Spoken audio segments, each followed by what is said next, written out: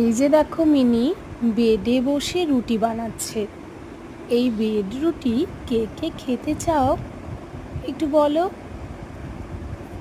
ও কিন্তু কোনো আটা মানে শুকনো আটাও নেয়নি, কোনো তেলও নেয়নি, কিন্তু খুব সুন্দর রুটি বেলছে। এর থেকেও ভালো পারে। ও হঠাৎ করে ঘুম থেকে উঠে পড়েই সামনে ওড়নাটা ছিল সেটা পরে ফেললো শাড়ির মতো করে, এবং সেটা পরে নিয়েই ও রুটি। আমার ছেলে তো লুচি বানাতে পারবে, একটু তেল দিয়ে দিলেই তো লুচি বানিয়ে নিতে পারবে। তারপরে আবার ও রুটিটাকে একটা লোহার কড়াইতে বসিয়ে দেবে।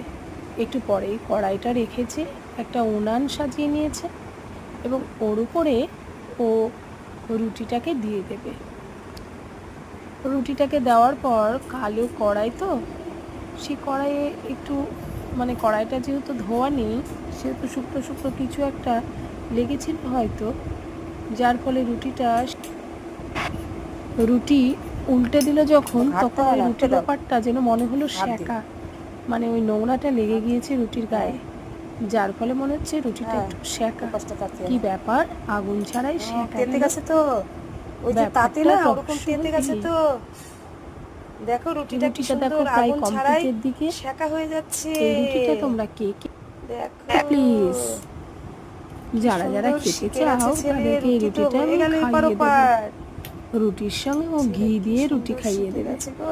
কালোর বাবানকে একটা ঘি আনতে বলবে, ওই ঘি দিয়ে রুটি খাইয়ে দেবে। রেডি, ওকে। রুটি রেডি, একটা ওয়ান পিস। Thank you.